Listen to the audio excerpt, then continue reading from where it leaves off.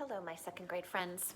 I appreciate your patience. It's been a little bit of a week, so I'm sad because the lesson is coming to you later than I had hoped.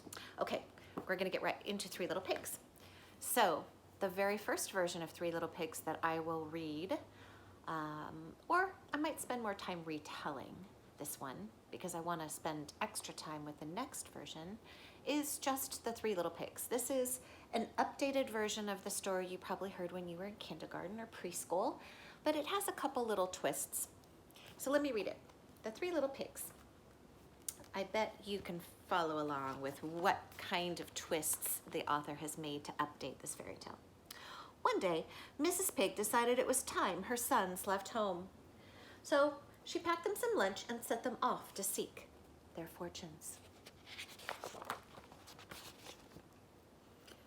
The first pig met a man carrying a bundle of sticks and straw. Just straw. May I have some straw to build a house? Asked the little pig. The man gave him some straw, and the little pig built himself a fine straw house. Before long, a wolf came by and knocked at the door and said, little pig, let me come in. Not by the hair of my chinny chin chin.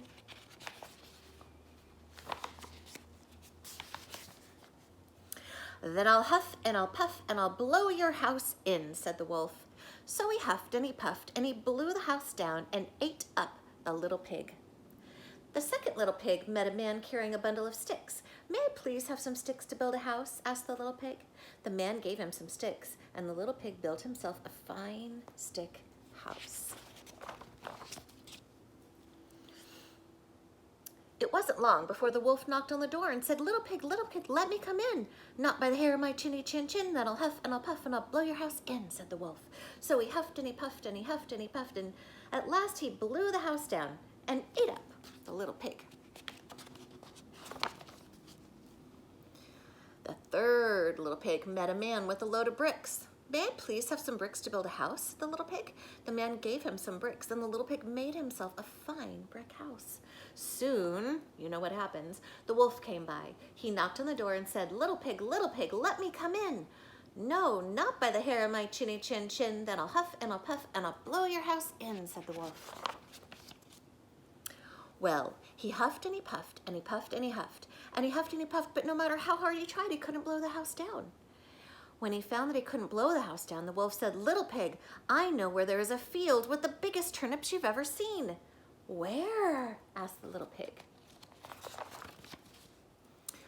Why, in Mr. Smith's field, said the wolf. If you're ready tomorrow morning at 6 o'clock, I'll call you and we can get together.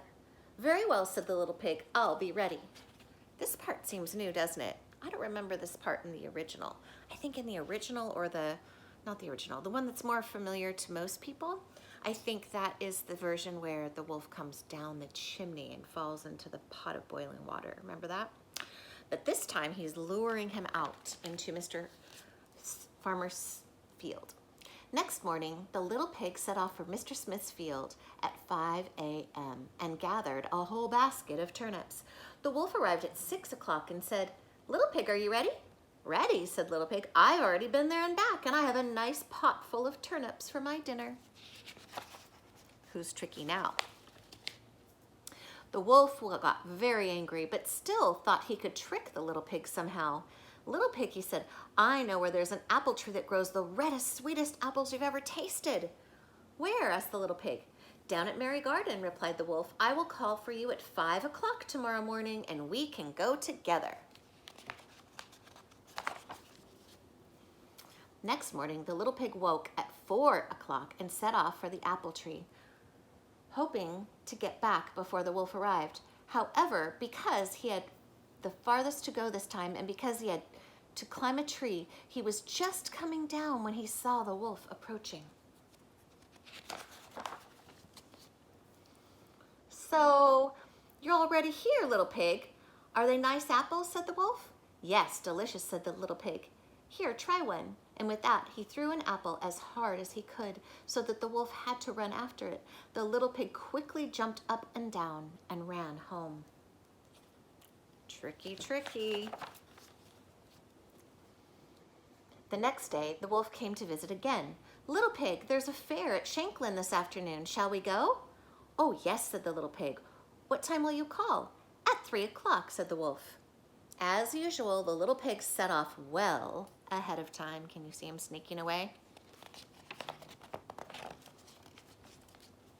At the fair, he bought a butter churn and was carrying it home when he saw the wolf in the distance. Quickly he climbed into the churn, but the churn toppled over and rolled down the hill with the little pig inside. The wolf was so frightened that he ran away home. Later, he went to the little pig's house and told him how he had been attacked by a huge round thing that came rolling down the hill at him. The little pig laughed and laughed. "Ha ha ha, that was me who frightened you," said the little pig. And he told the wolf what had happened. Boy, that third pig sure is smart. The wolf was starting to become extremely angry and told the little pig that he was going to climb down the chimney and eat him up. After that, the little pig quickly put on a big pot of water on the fire to boil, and as the wolf came down the chimney, the little pig took off the lid and in fell the wolf, and in an instant the little pig had put the lid back on the pot. Poor wolf. I mean, he was a bad wolf, but that was the end of the wolf, and the little pig lived happily ever after. So that was a twist on the probably the version of the Three Pigs that you're most familiar with. Come back for the next video for version 2.